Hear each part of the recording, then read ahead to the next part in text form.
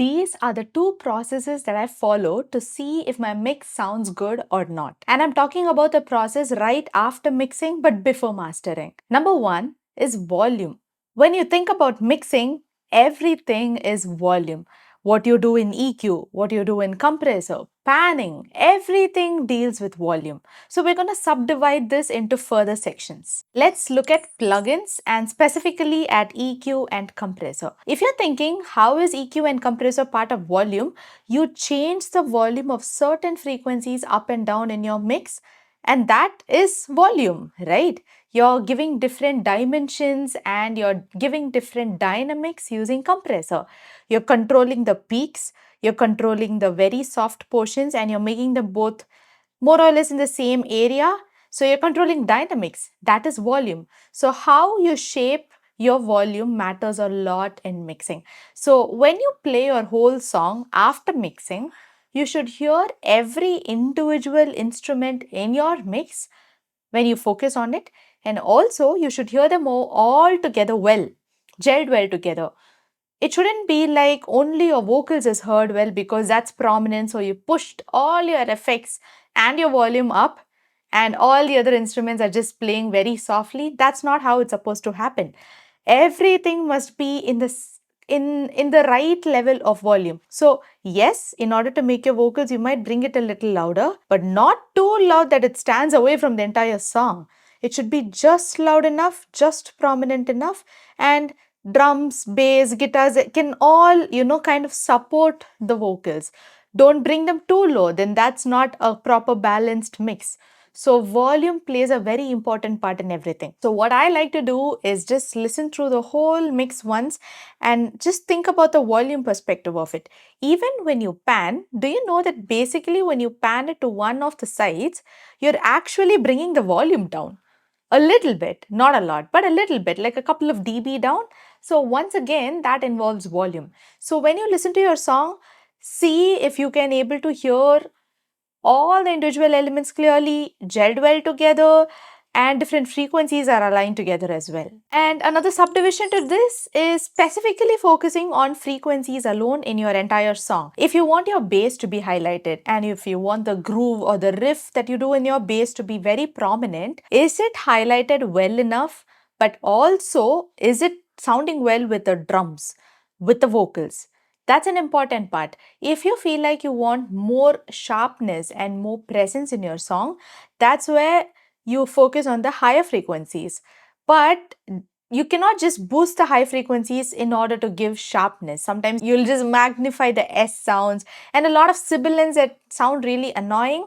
So how do you balance the track that you want to attract the most? So let's just take this example. I have a bass guitar and I want that to be highlighted at one part of the song. You basically mix all the other tracks with respect to this bass track. So I will make sure my bass sounds intact and clear and crisp and also, enhanced in the right frequencies.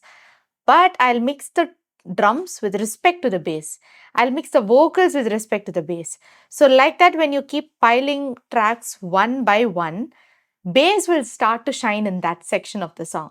You cannot continue to keep making one element as the priority and continue throughout the song.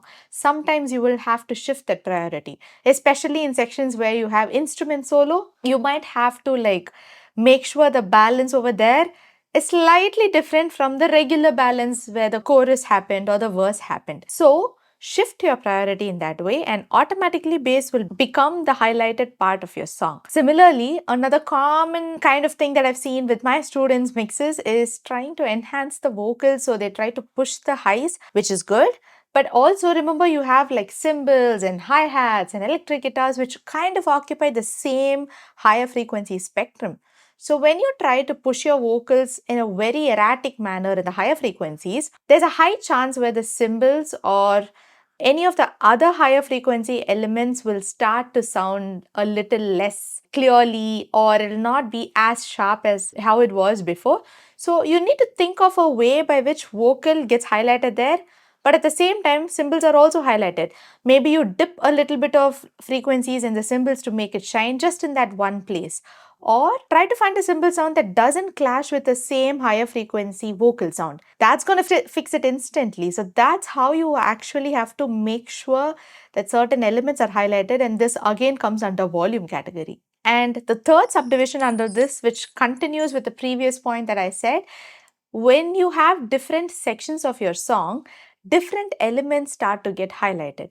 Similar to what I said earlier, one section of the song might be an instrument solo that happens after like 2-3 verses with the vocals and the chorus, and then all of a sudden you're having an instrument solo. That's a place where you don't have vocals. So you should know what instrument has to shine there. When we generally think about instrument solo, I usually think about electric guitars doing a solo. So if my electric guitars are doing a solo, that's my priority, and all my mix has to revolve around that electric guitar. I need to make sure every other instrument supports and highlights the electric guitar rather than everything trying to compete with each other.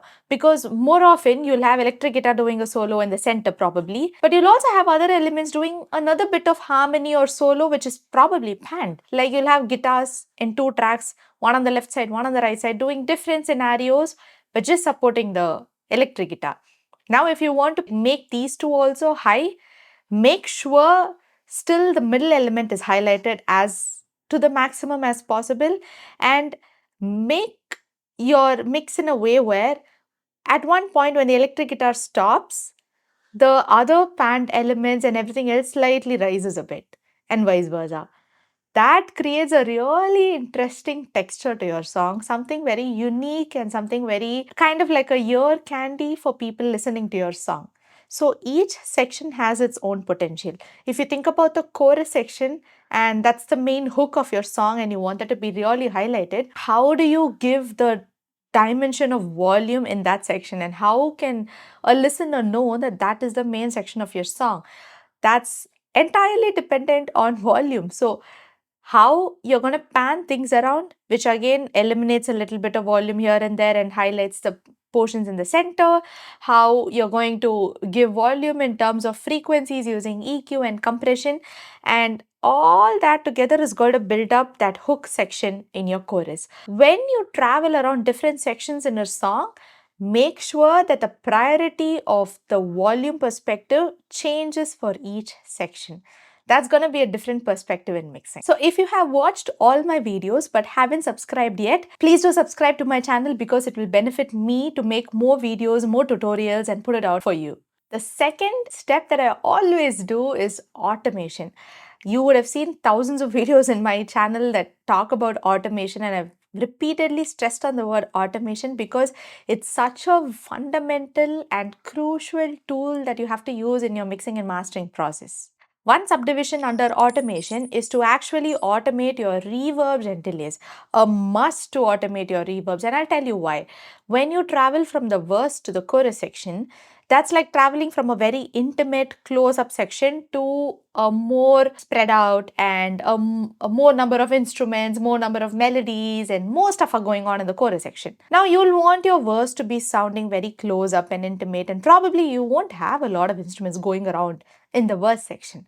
At that point, it's best to have your reverb at a very low decay, very close. You have a distance knob that makes you feel the source closer to you, and design your reverb in a way where it's really close. The singer, the source is very close to you. Whereas when you jump to the chorus section, you will want to have a very long reverb, luscious reverb, 2-3 reverb combinations maybe, include the element of delay and a lot of other elements as well through reverb and delay, which are drastically different between each other, between the verse and the chorus. Now, how does it happen? Through automation. Yes, you might think of a way where you can cut and paste it in a different track and process it all together differently. But see, when you duplicate your tracks often, you're duplicating the plugins often, which is also going to overload your system. So it's best to automate in those scenarios. So when you automate, you're giving different textures, you're giving different processes, just like how you're giving variations through melodies or through the instrument arrangement. Give variations through the mixing techniques that you incorporate. Give a different reverb sound when the song starts, a different delay, probably no delay. And later on, when the song develops, start shaping your reverb slightly different and introduce more delay. In that way, the song not only has variations because of programming and arrangement and melody, but it also has variations because of your mixing technique. That's going to elevate the song to another level. I'm going to take group classes in the month of August 2025, and the topic is on vocal mixing using a karaoke track.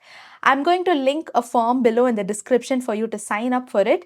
Very limited number of slots available. It is a group class and it's going to happen during the month of August. All the details are inside that link, so don't forget to click that. And if you want to sign it up soon so that you reserve a spot in my group class. Number two, subdivision under this, something related to my first point, which is volume, but including the word automation to this. So basically, you're automating volume. And I'll explain what I mean by this. If you have a kick drum and you don't want that kick drum to completely come out in that full energetic vibe, initially you want the kick drum to sound muffled and kind of like it's covered and it's not yet opening up to its full ability. And you want that kind of a feel in your song when it's starting out, you're going to automate EQ in that section. So you're going to put like a band curve like that. So you make sure a portion of the EQ is only allowed, of the signal, of the kick drum. And so people, when they listen to it, they'll feel like the kick is not strong enough and it's like just enough to know that you have percussions. But later on, as the song progresses to a much heavier part of the song, you're opening up your kick completely and you hear it become very heavy. In fact, it changes its beats. So now there is a shift in the sound of an instrument through mixing. That's going to give an entirely new perspective.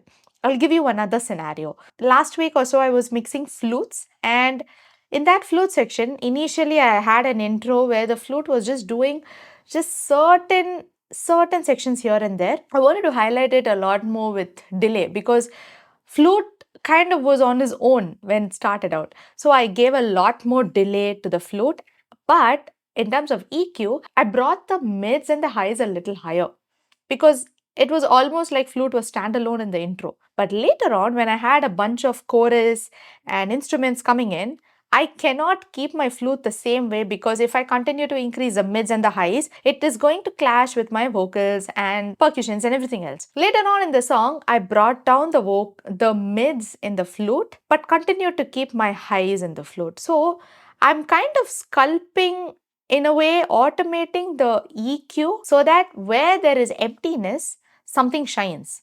The EQ shines in this instrument. But when it's full, I'm making sure every element is heard well. So I'm automating it so that the mids go down in the flute, but everything else is there in the song. Vocals, percussions, guitars, everything else is there. Flute is also there. So if I did not do this, I might probably be having a lot of mid frequency clash. So automate volume and specifically EQ in certain sections. That's going to again open up a lot of possibilities and it's going to make your mix sound more clearer. Now, the third and the most important subdivision in automation that I always do is automating side chain between your instruments and your vocals if you have a vocal.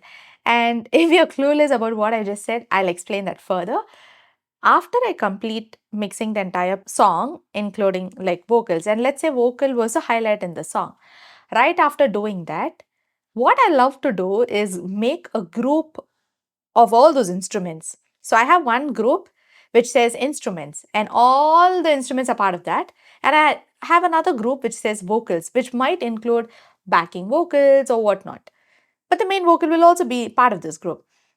I make a side chain between the instruments and the vocals.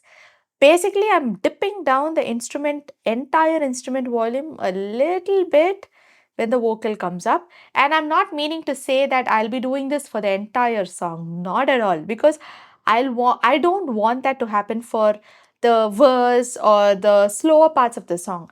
But maybe in sections where the vocal has to dominate, like maybe a bridge section or another chorus section or something, I will use this technique. So basically the sidechain plugin, the compressor plugin is turned on only during that chorus section. And at that point, instruments go down whenever the vocal comes up. And when the vocals stop, instruments come up. And that just happens automatically. So I am automating the plugin here. So all I do is automate the plugin on and off knob. I just like make sure it turns on when I want that to happen and turn off in the rest of the places. So this is a very interesting technique where you will actually hear the effects rising up and fall down when the vocals stop and when the vocals start again. And a wonderful effect, especially when you listen to it for reverb and for the panning effects and for ambience, you will clearly hear the difference. Yes, sure, you could have kept it the same way it is, but that's not going to be exciting and that's not going to sound, technically great when you have all these techniques in hand. So, doing this is going to put your mix to another level altogether. So those are the two steps that I almost always check and follow to see if my mix is at a stage where it sounds good or not. Let me know what you think about these topics in your mind and comment them below. I'll be happy to read your comments. If you have a topic in your mind and you want me to make videos on that, don't forget to comment that as well. And also, if you want me to mix your songs, I would be very happy to do that. So I will link my email below in the description. Just send me an email with your tracks and I'll be happy to mix your songs. So thank you so much for watching. Never stop learning, keep making music, and I'll see you guys in another video.